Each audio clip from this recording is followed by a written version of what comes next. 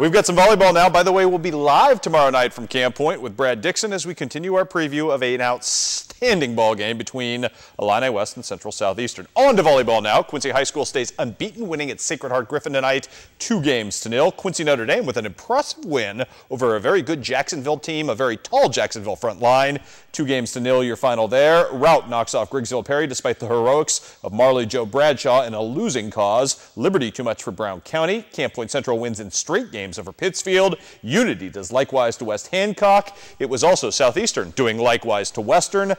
Hannibal tonight just takes out Mexico big time. Gabey Wiley with 8 aces on the night. Nice night for her serving. And Holy Trinity huge at the net tonight. 15 total blocks in this game, led by Miss Reinhardt, who had 5 of her own. Miss Fecky had 5 as well. We've got some softball for you tonight. Good showdown, on paper at least, in Center, Missouri tonight. Highland and Mark Twain going at it. Top of the first, Julie Schultz, the pitcher, helping her own cause, hitting one off the opposing pitcher, Melissa Wood. It scores a run, makes it 1-0 at that point. Bottom of the first, it would be Melissa Wood returning the favor. She's the other pitcher. This an RBI double to deep left field, knots the score at 1 apiece. And it would be Miss Wood settling in nicely, at least for the early going, pitching very well in this game early on. And she's going to get the strikeout here to help get herself out of a jam. She's also going to get some great defensive play behind the plate from Miss Chloe Majors, who's going to make a nice play on an attempted squeeze bunt.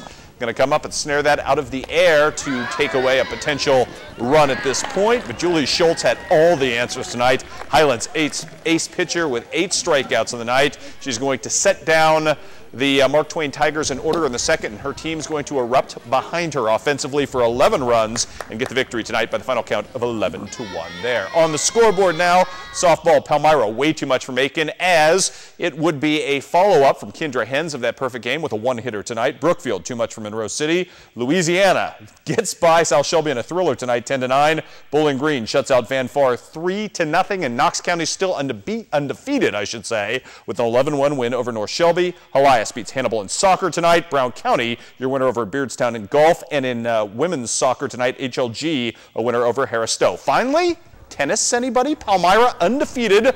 Coming into today's game with Kirksville, we're going to take you to the #1 doubles. In the far court, you're looking at Megan Hooper and Ashley Stamper, and that right there is Miss Megan Hooper going right down the line, scoring the early point for her.